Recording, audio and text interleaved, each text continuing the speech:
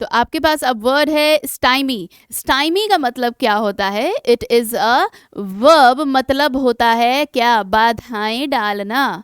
बाधाएं डालना मतलब रुकावट करना, है ना? रुकावट देना, किसी काम को रोक देना या किसी काम में बाधाएं डाल देना, मतलब to prevent something from happening. To prevent something from happening. तो सिनोनिम्स इसके क्या होंगे? हिंडर, इम्पीड, फॉयल करना या फिर फ्रस्ट्रेट करना। किसी को फॉयल करना मतलब प्रॉब्लम डालना, या फिर किसी के बॉटल नेक बन जाना। किसी का क्या बन जाना? बॉटल नेक बन जाना। टू बॉटल नेक,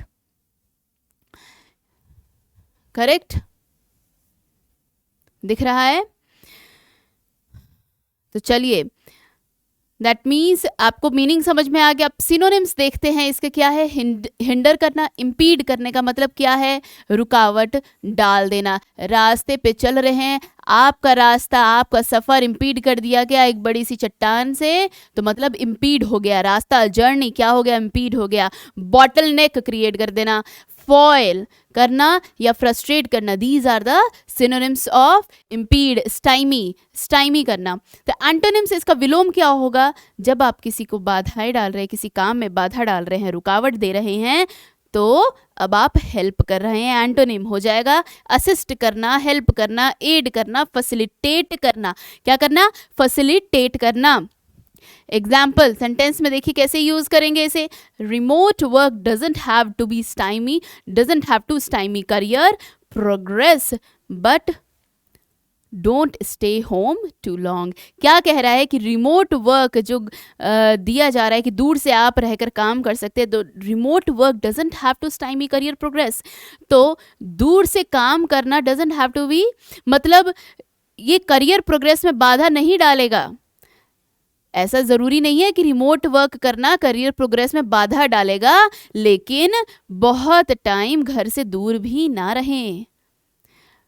दूर से काम करना, रिमोट काम करना, आपका जॉब कर रहे हैं रिमोट होकर, मतलब दूर होके, डिस्टेंस वर्किंग कह सकते हैं, तो वो आपका ज़रूरी नहीं है कि करियर प्रोग्रेस में बाधा डालेगा, लेकिन घर में बहुत देर ना रहें, टू लॉन्ग। घर में बहुत देर ना रहें मतलब दूर रहकर काम को प्रेफरेंस इतना ना दें कि ज़्यादा हो जाए। अब जैसे पढ़ते समय क्या क्या बाधाएं आती है? एक तो आपको नींद आती है। पढ़ते समय क्या क्या बाधाएं आती हैं? नींद आती है बहुत ज़्यादा। क्या आती है? नींद आती है। अगर आपके घर में पेट है तो वो आ जाता है क्या? लाड़ करवाने, मतलब वो भी बाधा है। तो जितने भी बाधाएं हैं, you can call them stymie. What you can call them? Stymie. Stymie मतलब बाधा डालना। नेक्स्ट वर्ड देखिए क्या है आपके पास? डेफिसिट। डेफिसिट का मतलब क्या होता है? फर्स्ट ऑफ ऑल डेफिशिएंसी, जैसे कहते हैं कि आपके बॉडी में ये डेफिशिएंट है, मतलब उस चीज़ की कमी है। तो डेफिसिट का बेसिक जो एकदम रूट मीनिंग होता है वो होता है कम होना, है ना? अभाव होना, अभाव होना, किसी चीज़ का अभाव होना मतलब कमी होना। मीनिंग देखिए, the amount by which something, the amount by which something specially a sum of money is too small, मतलब ऐसा अमाउंट जहां आप कह सके कि बहुत ही कम है। स्पेशली मनी के पॉइंट ऑफ व्यू से अगर कहें तो पैसे बहुत कम पड़ जाते हैं, तो आप उसको क्या कहते हैं? डेफिसिट कहते हैं। जैसे सिनोनिम देखिए इसके क्या हो सकते हैं? डेफिशिएंसी, शॉर्टेज हो गया, लैक हो गया, डर्थ ऑफ,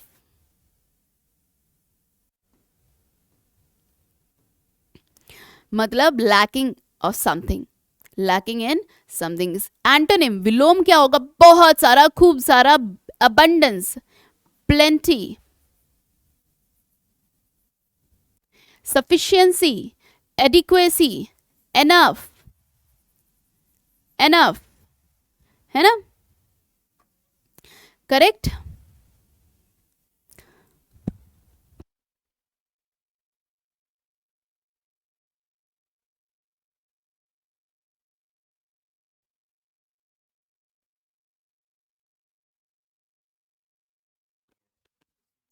तो यहाँ क्या होगा? एंटोनिम्स इसके होंगे प्लेंटी, अबंडेंस, सफिशिएंसी, एनफ, और क्या हो सकता है, एडिक्वेट रहना, एकदम फुल रहना, मतलब सही तरीके से रहना कि किसी चीज़ की कमी ना हो।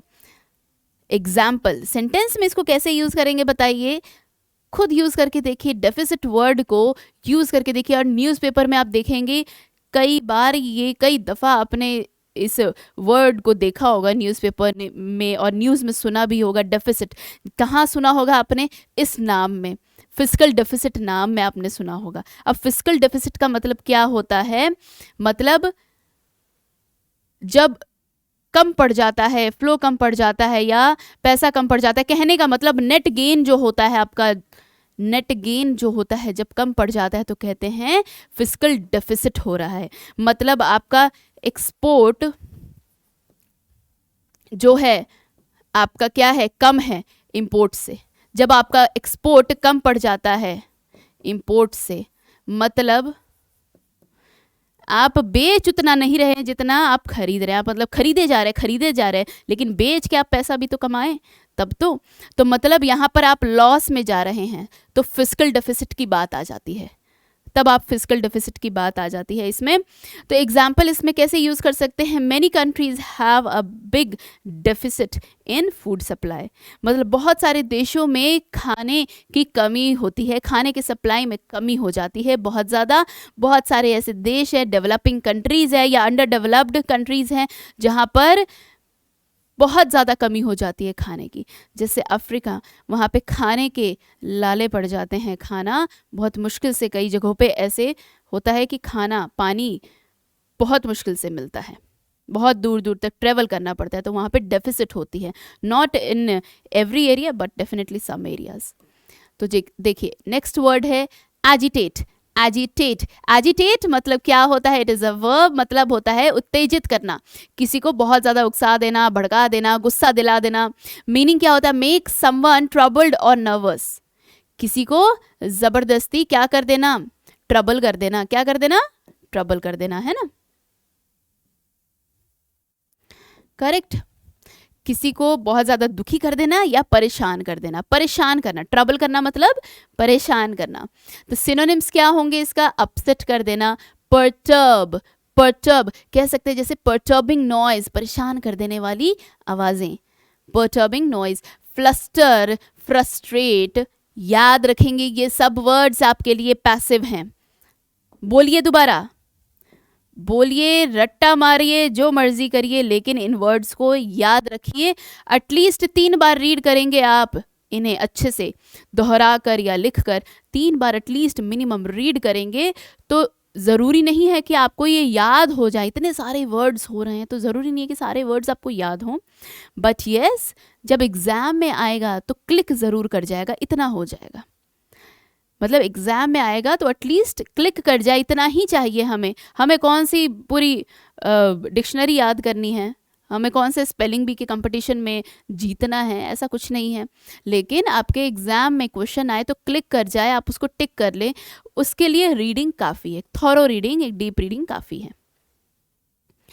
देखिए, तो याद करने के पॉइंट ऑफ व्यू से आप हर चीज़ को नहीं देखें, क्योंकि क्या होगा, मेंटल लोड बहुत ज़्यादा बढ़ जाएगा एंड आप स्ट्रेस हो जाएंगे, टेंस्ड हो जाएंगे। वो काम नहीं करना है, याद नहीं करना है, इसलिए भूल जाओ कि याद करना है। 2 से 3 बार रीड करो, वो काफ़ी है, एनफ है। अपसेट हो जाना, क्या हो जाना, अपसेट हो जाना, perturb, fluster, frustrate, annoy, irritate, there are so many words, है ना। अब एंटोनिम क्या होगा, किसी को प्लीज करना, अपीज करना, अपीज करना, पैसिफाई, शांत करना, कंफर्ट देना, काम डाउन करना, काम करना, प्लीज करना। सेंटेंस में देखिए, a few local residents have been agitating against a military. A few local residents, आसपास की जो रेसिडेंट्स हैं, have been agitating against a military, मतलब मिलिट्री के अगेंस्ट वो एजिटेट हो रहे हैं, एजिटेट हो रहे हैं मतलब भड़क रहे हैं। क्यों भाई, देखिए क्या ये बंदा खुश है, क्या ये बंदा अपसेट है ना, एंड इसे गुस्सा आ रहा है। क्या आ रहा है? गुस्सा आ रहा है। कहाँ से धुएं निकल रहे हैं? दिमाग से धुआं निकल रहा है। दैट मीन्स गुस्सा आ रहा है, एकदम खून खौल उठा है। चलिए नेक्स्ट वर्ड पर आ जाइए। ग्रैपल। ग्रैपल करना मतलब हाथापाई करना, हाथापाई में पड़ जाना, मारपीट पे आ जाना। और फिजिकल वायलेंस की बात आ गई, मतलब मीनिंग क्या है? Engage in a close fight and struggle without weapons. मतलब हाथापाई, आपके पास वेपन नहीं है, कोई छुरी चाकू नहीं है, और क्या नहीं है? बंदूक नहीं है आपके पास, तो आप स्ट्रगल कर रहे हैं, लड़ाई कर रहे हैं, लेकिन किससे? बाहुयुद्ध। बाहुयुद्ध मतलब क्या? आर्म्स को यूज करके, मतलब मुक्काबाजी करके, है ना।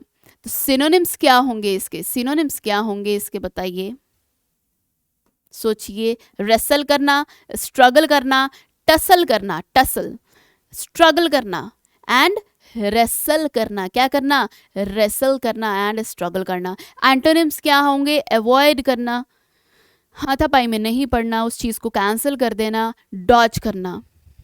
Correct.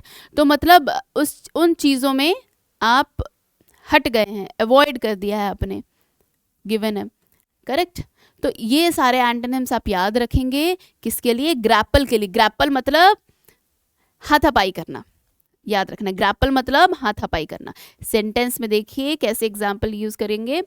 The police warned the public that it would be dangerous to grapple with the wanted man as he was armed. मतलब वांटेड, वांटेड मतलब जिसको पुलिस ढूंढ रही है, जिसको पूरा देश तलाश रहा है, जैसे डॉन। तो वांटेड किसको कहते हैं? ऐसा कोई क्रिमिनल या ऐसा कोई पर्सन जिसके पीछे पूरी दुनिया लगी पड़ी है, इसको खोज निकालो, तो वो पर्सन वांटेड होता है, क्योंकि वो चाहिए। अब वो पर्सन इस इंसान से क्या कह रही है? पुलिस वार्न कर रही है कि आप उससे ग्रैपल ना करें, मतलब हाथापाई पे ना आ जाएं ऐसे वांटेड मैन से, क्योंकि वो आर्म्ड है, वह पर्सन के पास बंदूक या चाकू है, वो डेंजरस हो सकता है आपके लिए अगर आप खाली हाथ हाथापाई करने लगेंगे या हाथापाई करने लगेंगे। स्टे अवे, पुलिस कह रही है। अब ये बताइए क्या हो रहा है ना? क्या हो रहा है? हाथापाई चल रही है। क्या हो रहा है? हाथापाई चल रही है। ग्रैपल कर रहे हैं। क्या कर रहे हैं? दोनों ग्रैपल कर रहे हैं, एक दूसरे के साथ कुश्ती कर रहे हैं, लड़ रहे हैं। तो ये लड़ाई हो रही है। नेक्स्ट वर्ड है मोरिबंड। मोरिबंड का मतलब क्या होता है? मृत प्राय। मृत प्राय का मतलब क्या होता है? देखिए ये एडजेक्टिव है जिसका मीनिंग है use to describe a business और market etcetera that is not active और सक्सेसफुल। कहने का मतलब है जो एक्टिव नहीं है, तो या तो वो डॉर्मेंट है या तो डेड है, या तो वो डॉर्मेंट है या तो वो डेड है, या मरे जैसा है ना।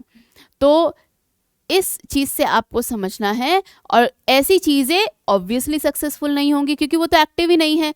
तो एक तरह से कह सकते हैं बेचारा डेड है, या मरे हुए अध मरे अवस्था में है, जैसे ही देखिए लेटे हुए हैं, है ना, ऑलमोस्ट डेड।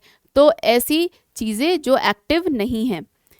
सिनोनिम्स में कैसे यूज करेंगे इसको? देखिए सिनोनिम्स क्या हो सकते हैं? Dying, expiring, declining. क्या होगा? डाइंग, मरता हुआ, एक्सपायर हो रहा है, जैसे कोई दवाई है वो एक्सपायर कर रही है, तो आप क्या बोलेंगे? मोरिबंड। मोरिबंड मेडिसिन एक एग्जाम्पल है आपके लिए यूज करने के लिए।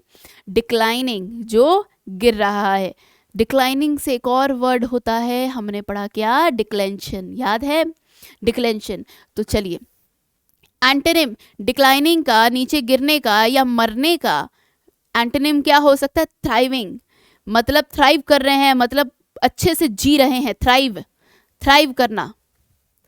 We are thriving on plants, मतलब हम प्लांट्स के बूते जी रहे हैं। थ्राइव करना, फ्लरिश करना, रिकवर करना, ब्लूम करना, फ्लरिश करना। बोलिए क्या? फ्लरिश करना, है ना। थ्राइव करना, रिकवर करना, ब्लूमिंग। एग्जाम्पल में कैसे यूज करेंगे? The regions heavy industry is still inefficient and moribund. मतलब उस रीजन का हैवी इंडस्ट्री जो है, जो भी हैवी इंडस्ट्रियल पार्ट है आपका, वो अभी भी इनएफिशिएंट है, और अभी भी मोरिबंड है, मतलब काम नहीं कर रहा है, चल नहीं रहा है। कहने का मतलब उस एरिया में, उस क्षेत्र में जो हैवी इंडस्ट्री है वो अभी भी इनएफिशिएंट है और काम नहीं कर रहा है, मोरिबंड है।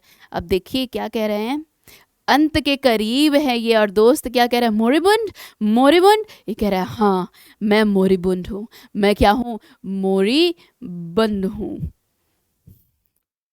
मैं अब बंद होने जा रहा हूँ, मैं क्या हूँ, मोरिबंद हूँ, मोरिबंद हूँ। चलिए नेक्स्ट वर्ड पर आते हैं। नेक्स्ट वर्ड है कॉन्ग्रुएंस। कॉन्ग्रुएंस का मतलब क्या होता है बताइए। कॉन्ग्रुएंस मतलब एग्जैक्टली इक्वल, अनुरूपता।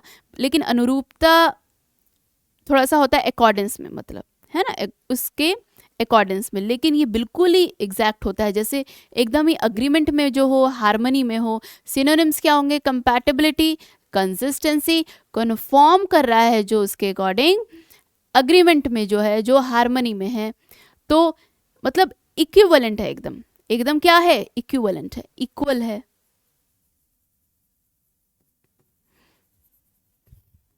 लिखिए इक्विवेलेंट है ना। एंटोनिम्स क्या होगा इसका, लड़ाई है, डिस्कॉर्ड है, डिफरेंस है। इक्वल का डिफरेंस होगा, सिमिलर का डिफरेंस होगा। मतलब सिमिलैरिटी क्या है दोनों में, सिमिलैरिटी है तो कंपैटिबिलिटी है, कंपैटिबिलिटी है तो हार्मनी है, हार्मनी है, अग्रीमेंट है तभी हार्मनी है ना। तो मतलब हार्मनी कब है, जब आप एक दूसरे के अकॉर्डिंग कंफॉर्म कर रहे हैं, अकॉर्डेंस में है, कह सकते हैं अकॉर्डेंस में होना। कैसे होना, अकॉर्डेंस में होना। तो इसके ये एंटोनिम्स एकदम है सही, कॉन्फ्लिक्ट, डिस्कॉर्ड, उसका होगा कॉनकॉर्ड, और डिफरेंस। तो एग्जाम्पल में कैसे इसको यूज करेंगे, the panel believes it has succeeded in showing that there is considerable concurrence between the 3 subject areas. तो जो पैनल है, पैनल में जितने भी लोग थे, उनके वो बिलीव करते हैं कि वो कामयाब हो चुके हैं ये दिखाने में कि हाँ तीनों सब्जेक्ट एरियाज में सिमिलैरिटीज़ हैं। मतलब पैनल में जो बैठे लोग थे उनको बस ये दिखाना था कि तीनों सब्जेक्ट एरियाज में, कोई भी 3 आप अपनी तरफ से इमेजिन कर लीजिए कि 3 सब्जेक्ट एरियाज में क्या है, कॉन्ग्रुएंसी है, मतलब सिमिलैरिटीज़ हैं, एकदम मेल जोल है, तालमेल है, मतलब वो सब तीनों सब्जेक्ट मिलते जुलते हैं। तो फिर क्या है, वो ये दिखाने में कामयाब हो गए थे। जैसे कॉन्ग्रुएंस का बेस्ट एग्जाम्पल है, आपने पढ़ा है मैथमेटिक्स में, 2 triangles are congruent, 2 triangles are similar. Similar होना और कॉन्ग्रुएंट होना में थोड़ा डिफरेंस है। सिमिलर में ज़रूरी नहीं है कि एग्जैक्टली सारे साइड्स भी इक्वल हो, एग्जैक्टली चेहरा भी इक्वल हो, लेकिन कॉन्ग्रुएंसी में सब कुछ इक्वल होता है, सब कुछ इक्वल होता है, सब कुछ इक्वल होता है, एंगल भी इक्वल होता है, साइड्स भी इक्वल होते हैं। तो कॉन्ग्रुएंट है ना। Are you getting my point. जैसे मैथ्स है, सब्जेक्ट्स की 3 सब्जेक्ट्स की बात हो रही है, मैथ्स है, फिजिक्स है, एस्ट्रोफिजिक्स है। डू यू नो इन तीनों में कितनी बेहतर कॉन्ग्रुएंसी आपको मिलेगी। वाई, सब में मैथमेटिक्स का यूज़ हो रहा है। बिना मैथमेटिक्स के तीनों चीज़ें, तीनों सब्जेक्ट आप नहीं पढ़ सकते। ये तीनों सब्जेक्ट आप बिना मैथमेटिक्स के नहीं पढ़ सकते। मतलब तीनों में एक हार्मनी है, तीनों में एक अग्रीमेंट है, तीनों में एक तालमेल है। एक चीज़ पढ़ने के लिए आपको पहली पिछली चीज़ें पढ़नी पड़ेंगी। आपको एस्ट्रोफिजिक्स पढ़ना है, आपको फिजिक्स भी पढ़ना पड़ेगा, आपको मैथ्स भी पढ़नी पड़ेगी। मैथ्स आप जानते हैं तो आप फिजिक्स भी समझ पाएंगे। तो मतलब ये सारी चीज़ें तालमेल है, कॉन्ग्रुएंस है, करेक्ट। तो कॉन्ग्रुएंस का मतलब समझ में आ गया। I hope it is clear. Next word is coherent. Coherent भी आपने काफ़ी बार सुना होगा कि आपका पैसेज, आपका जो रिटन ऐसे है वो कोहेरेंट मैनर में होना चाहिए। मतलब क्या है कोहेरेंट का, अब कोहेरेंट का मतलब समझते हैं। कोहेरेंट का मतलब क्या है, स्पष्ट तरीके से क्लियर होना चाहिए। आप जो कुछ भी लिख रहे हैं, आपका जो ऐसे राइटिंग है, या फिर जब आपका सब्जेक्टिव पेपर आता है, या फिर डिस्क्रिप्टिव पेपर आता है, जब आपको लेटर राइटिंग करनी पड़ती है या ऐसे राइटिंग करनी पड़ती है, कई एग्जाम्स में आता है आपका एज अ थर्ड लेवल। तो जब ऐसा होता है तो आपको कहा जाता है कोहेसिव और कोहेरेंट मैनर में होना चाहिए। कोहेरेंट मैनर का मतलब क्या होता है? कोहेरेंट मैनर मतलब क्लियर है, आप जो लिख रहे हैं वो बात एक सामने वाला क्लियरली समझ पा रहा है या नहीं। कोहेसिव है कि मतलब हर चीज़ फ्लो में है कि नहीं, तालमेल बैठ रहा है कि नहीं। पता चला आप एक टॉपिक की बात कर रहे हैं, दूसरे लाइन में टॉपिक ही चेंज हो गया। कोहेसिव मैनर में होना चाहिए, कोहेरेंट मैनर में होना चाहिए, लगना चाहिए एक फ्लो है, एक पैसेज है, आप एक मेन एम और पॉइंट को लेकर आप एक ऐसे लिख रहे हैं, ये नहीं कि कुछ भी लिख रहे हैं। तो ये चीज़ें होती है। तो कोहेरेंट क्या होता है? स्पष्ट तरीके से, meaning clear and easy to understand. Synonyms क्या होंगे? लॉजिकल, रैशनल, क्या होगा? लॉजिकल, रैशनल और रीजनेबल। इनकोहेरेंट एग्जैक्ट एंटोनिम है आपका। कोहेरेंट का इनकोहेरेंट, कोहेरेंट का इनकोहेरेंट, एंड कॉम्प्लेक्स है, नहीं समझा जा रहा, नहीं समझा जा रहा, रैशनल नहीं लग रहा, मडल्ड है, मडल्ड मतलब या फिर पजलिंग है।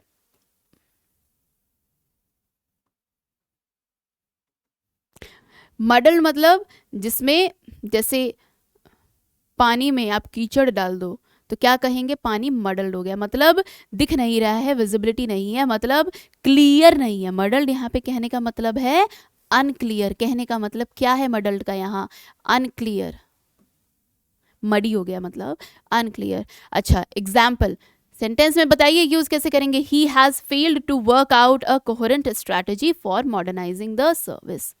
ही has failed to work out a coherent strategy, मतलब इस सर्विस को मॉडर्नाइज करने में वो फेल हो गया है। वो एक कोहेरेंट स्ट्रैटेजी मतलब एक क्लियर स्ट्रैटेजी लाने में वो फेल हो गया है, वो कर नहीं पाया स्ट्रैटेजिकल तरीके से। जैसे अगर फिजिक्स की बात करें तो कोहेरेंट लाइट सोर्सेज की बात करें तो देखिए क्या फ़र्क होता है। अब ये बताइए ये कैसा है? ये इनकोहेरेंट लाइट है। ये जो आप देख रहे हैं रैंडमली किसी भी तरह से वेव चल रही है तो यह आपका इनकोहेरेंट लाइट है। ऑन दी अदर हैंड आप देखेंगे कोहेरेंट लेजर लाइट एकदम यूनिफॉर्म तरीके से, एकदम हार्मोनियस तरीके से है और एकदम दिख रहा है क्लियर कि ये हमारा क्या है? कोहेरेंट लाइट सोर्स है। करेक्ट? तभी कोहेरेंट लाइट सोर्स जो होता है वो बेसिकली लेजर लाइट जैसा होता है, क्योंकि एकदम एक सीध में जा रहा होता है, एकदम क्लियर, क्रिस्टल क्लियर लाइट दिखती है हमें, है ना।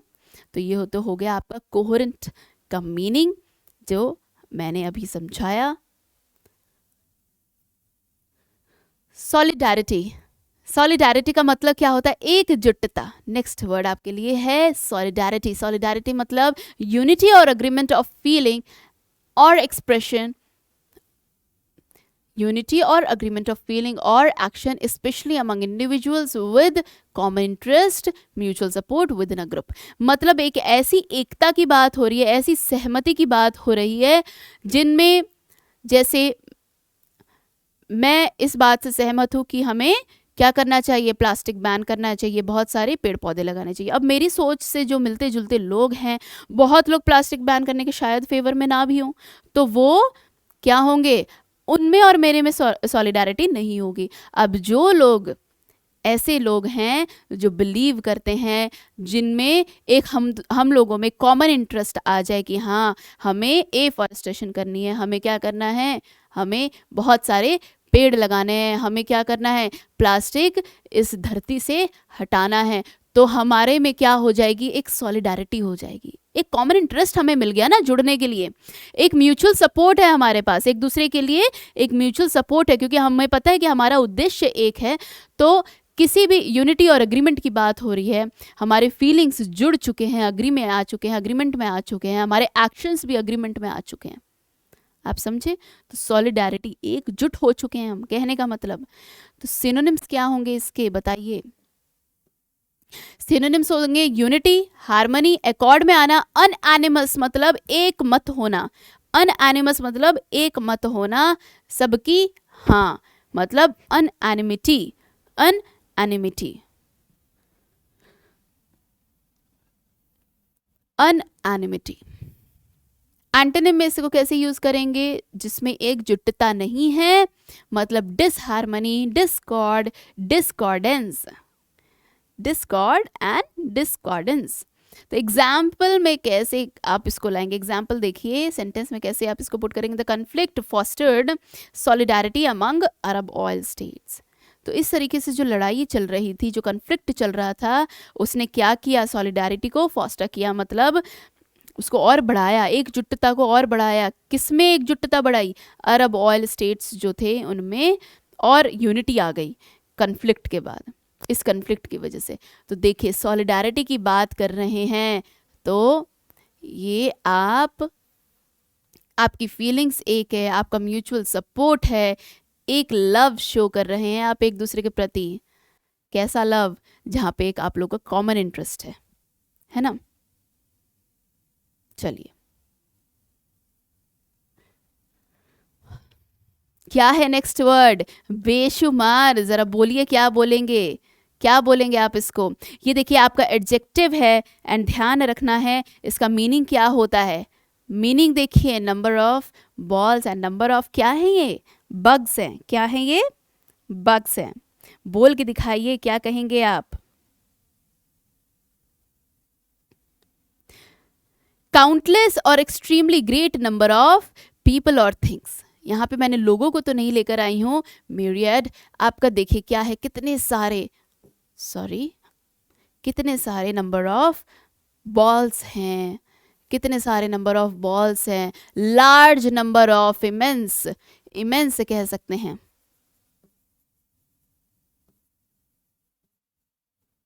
मतलब myriad मतलब क्या होता है, myriad मतलब काउंटलेस और extremely great number of people और थिंग्स। इसका सिनोनिम क्या हो सकता है, काउंटलेस, इनन्यूमरेबल जिसको आप काउंट ही ना कर सके, इमेंस, या फिर नंबरलेस जिसकी गिनती ही नहीं है, या फिर आप कह लीजिए इनफिनाइट कह सकते हैं। तो एंटोनिम क्या होगा, जो काउंटेबल है, जो काउंटेबल है, एनुमरेबल है, एनुमरेबल है और कैलकुलेबल है, जिसको आप कैलकुलेट कर सकते हो, जो एनुमरेट कर सकते हो। क्या कर सकते हो, एनुमरेट कर सकते हो, मतलब लिख सकते हो आप उसको, काउंटिंग कर सकते हो, एनुमरेट कर सकते हो। तो एनुमरेबल है और काउंटेबल है, डेफिनेट है ना, डेफिनेट होगा, काउंटेबल लिख ही दिया है। चलिए, तो ये तो हो गए आपके एंटोनिम्स, और आपके सिनोनिम्स क्या होंगे, बहुत सारे, हजारों, सैकड़ों, काउंटलेस, इनफिनाइट, इनफिनाइट, है ना।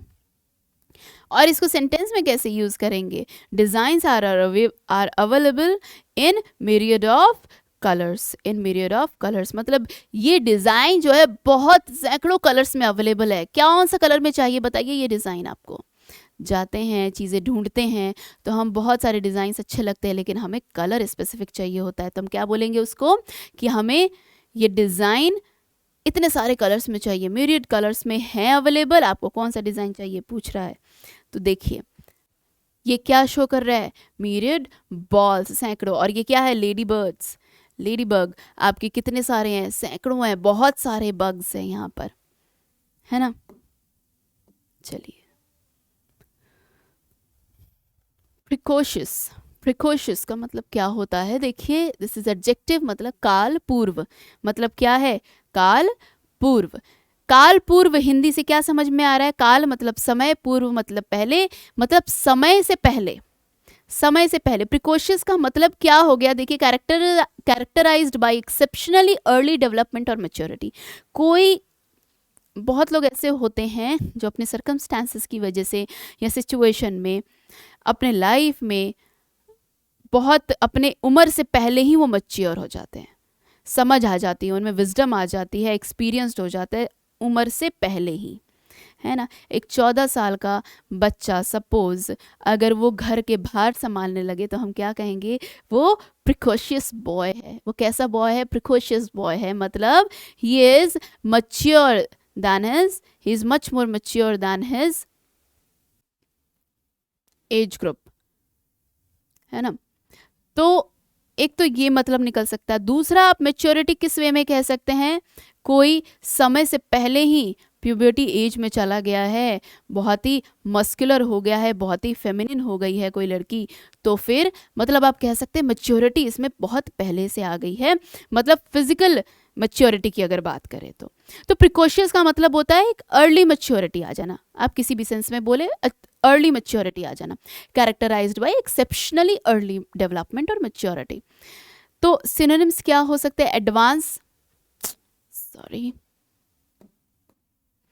एडवांस्ड, काफ़ी आगे बढ़ गए हैं, इंटेलिजेंट है, मच्योर है ना, मच्योर हो सकता है। एंटोनिम्स क्या होगा? रिटार्ड, रिटार्ड कहने का मतलब पीछे, पीछे हो जाना, बैकवर्ड हो जाना, स्लो हो जाना, बहुत ही धीरे, नॉट मच्योर, इमच्योर कह सकते हैं।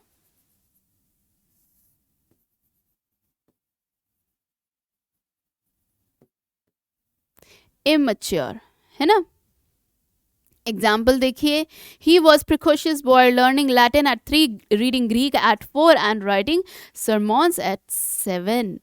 क्या कह रहा है कि वो एक बहुत ही प्रिकॉशियस लड़का था, बहुत ही क्या कह सकते हैं एकदम जेनियस प्रोडिजी बच्चा था। क्यों क्यों था वो प्रोडिजी, क्यों था वो प्रिकॉशियस? क्योंकि वो 3 साल की उम्र में लैटिन सीख रहा है और 4 साल की उम्र में वो ग्रीक पढ़ रहा है, और 7वीं साल तक आते आते, 7 साल तक आते आते वो क्या कर रहा है?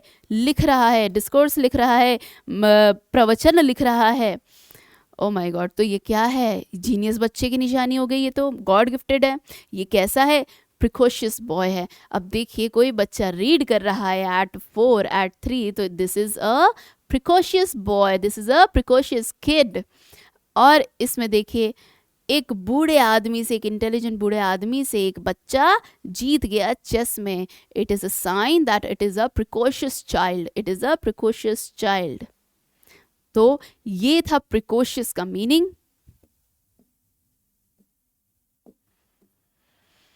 फेस्टून, फेस्टून का मतलब क्या होता है? कैसे बोलेंगे आप इसको? जरा बोल के दिखाइए। इसका मतलब हो गया माला। क्या मतलब हो गया? माला, गार्लैंड। तो किसी भी चीज को एक स्ट्रिंग से सजाना। किसके स्ट्रिंग से?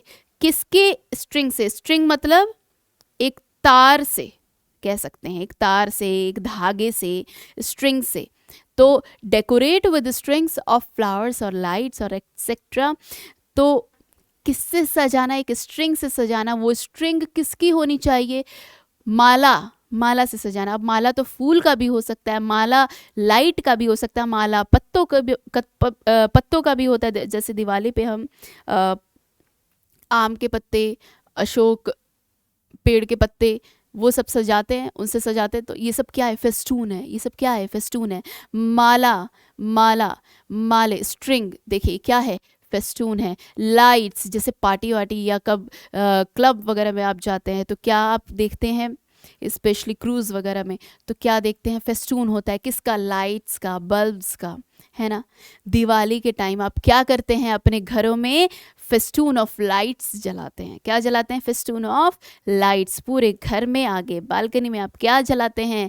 Festoon of lights. कितना सुंदर दृश्य आता है, कितना सुंदर लगता है। मतलब डेकोरेशन की बात आ गई ना। अब डेकोरेशन की बात आएगी तो सुंदर तो लगेगा ही, क्यों नहीं लगेगा? डेकोरेट कर रहे हैं। गार्लैंड मतलब फूल, फूलों से सजा देना। एडॉर्न मतलब सजा देना। चैपलेट और लूप मतलब लूप में, माला जैसे आपकी लूप में होती है, इसीलिए आपको बोल दिया गया। तो एंटोनिम क्या हो सकता है? डेकोरेट करने का एंटोनिम क्या होगा? दाग धब्बे, डीफेस, उसका चेहरा बिगाड़ देना, है ना। डिसफिगर, उसकी फिगर बिगाड़ देना। मार, स्कार, स्पॉयल, खराब कर देना। इसका मतलब, इन सब का मतलब होता है स्पॉयल कर देना, दाग धब्बे ले आना, मार देना, काट देना। कहने का मतलब थोड़ा सा नेगेटिव हो गया। मर्डर करना नहीं है, इन सब का मर्डर करने का मतलब नहीं है। Don't match it with that. थोड़ा सा नेगेटिव मीनिंग आ जाता है, क्योंकि ये डेकोरेट करना होता है, जैसे सजाना, तो किसी चीज़ को बिगाड़ने को हम कहते हैं मार करना, या फिर उस पर दाग दे देना, स्कार लगा देना, स्पॉयल, खराब कर देना। करेक्ट। तो फेस्टून का मतलब होता है सजा देना माला से। माला, माला को कहते हैं। तो सेंटेंस में इसको कैसे करेंगे? We festooned the hall with leaves and white lights. Wow! तो कैसे, क्या कह रहे हैं कि हमने हॉल को सजा दिया, किससे? पत्तों से और सफ़ेद लाइट की मालाओं से हमने उस हॉल को सजा दिया, है ना। Next word is gumption. Gumption का मतलब क्या होता है, बताइए, क्या समझ में आ रहा है? वर्ड पढ़ के आपको क्या समझ में आ रहा है? जब किसी सिचुएशन में, ऐसी सिचुएशन में जहाँ पे परेशानियाँ हैं, परिस्थितियाँ विपरीत हैं, अपोजिट सर्कमस्टांसेस है, अनफेवरेबल सिचुएशन, और वहाँ पे भी आप अपना कंपोजर बनाकर बैठे हैं, अब अपना कंपोजर बना के आगे बढ़ रहे हैं, काम कर रहे हैं, तो मतलब आप में तो कुछ अलग ही जीनियसनेस है, अलग ही इंजेन्युइटी है, आप अलग ही तरीके से माइंड आपका वर्क कर रहा है, बहुत ही काम और कंपोज्ड है ऐसी सिचुएशन में भी। That means you are very astute, you are very shrewd. तो मतलब तर्कशीलता, मतलब जहाँ पर एक वो चालाकी आ गई आप में, वो कुशलता आ गई, मतलब वो शीलता। कैसी शीलता? जहाँ पे आप आर्ग्यू भी कर सकते हैं, जहाँ पे आप रिसोर्सफुलनेस अपनी दिखा सकते हैं। तर्कशीलता एक मीनिंग हो सकता है हिंदी में। तो मीनिंग क्या है? श्र्यूड। मीनिंग क्या है? श्र्यूड, या फिर स्पिरिटेड, इनिशिएटिव एंड रिसोर्सफुलनेस। कैसी चीज़ें दिखा देना? श्र्यूडनेस दिखाना, दिमाग दिखाना एकदम जहाँ पर, और स्पिरिट दिखाना, इनिशिएटिव और रिसोर्सफुलनेस दिखाना, है ना। किस तरह की रिसोर्सफुलनेस दिखाना, किस तरह का इनिशिएटिव दिखाना? स्पिरिटेड, एकदम जोश से भरा और दिमाग भरा, है ना। तो सिनोनिम्स क्या होंगे इसके, बताइए? इमेजिनेशन, जहाँ पर दिमाग आप अप्लाई कर रहे हैं तो इमेजिन तो करना पड़ेगा। इमेजिनेशन से आ गया आपका इंजेन्युइटी, मतलब जीनियस है आप, इन्वेंट कर रहे हैं चीज़ों को, इन्वेंटिवनेस है आप में, क्लेवरनेस, चालाकी, एस्ट्यूट है आप। क्या है? एस्ट्यूटनेस की बात आ गई। एंटोनिम्स की बात करेंगे अगर, तो एंटोनिम्स क्या होंगे, इसके विलोम क्या होंगे? स्टुपिडिटी। अब चालाक आदमी का उल्टा क्या होगा? एकदम मूर्ख आदमी। क्या हो जाएगा? मूर्ख, मतलब बद दिमाग, मंद बुद्धि, मूर्ख, है ना। तो स्टूपिड, इग्नोरेंस, इग्नोरेंस मतलब जहाँ पर लैक ऑफ नॉलेज है किसी चीज़ को लेके। डल विटेडनेस, मतलब आप विटी नहीं है, तो यहाँ पर एक और सिनोनिम आप लिख सकते हैं, विटी। करेक्ट। तो विटेडनेस, fatuousness and naivety,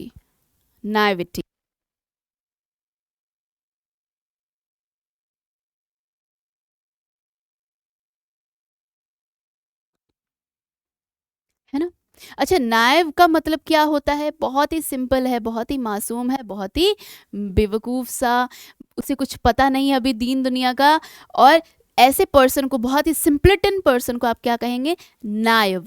तो नाइव से बन गया नाइविटी। फैचुअस है, बहुत ही बुद्धू है, क्या है? बेवकूफ़ है, फैटी है और फैचुअस है, एकदम बुद्धू है। करेक्ट। तो ऐसे याद रखना है आपको, फैचुअसनेस। तो एग्जाम्पल देखिए, सेंटेंस में इसको कैसे यूज करेंगे? He had this gumption to get up and get things done. मतलब उनमें ये हिम्मत थी, to get up and get things done, कि ये काम उठकर कर लें, उनमें ये इतनी ताकत थी, इतनी शक्ति थी, इतना दिमाग था कि ये काम कर लें। तो कुछ काम ऐसे होते हैं जो हम कर नहीं पाते हैं, या फिर आलस से, या फिर हम उसमें मेहनत लगता है कि ये मेरे बस की बात नहीं है, और आप उसको साइडलाइन कर देते हैं, आप उसको छोड़ देते हैं। तो उसने क्या कहा कि उसमें इतना करेज था, इतनी हिम्मत थी कि आप उठे और उस काम को कर गए। तो कह सकते हैं करेज की बात आ गई, है ना। करेज भी आप लिख सकते हैं, बिल्कुल सही है ये। आप में इतना करेज है कि कोई काम आप कर सके, तो मतलब we can do it. Yes, we can do it. क्या होगा? वी कैन डू इट, है ना। गम्पशन।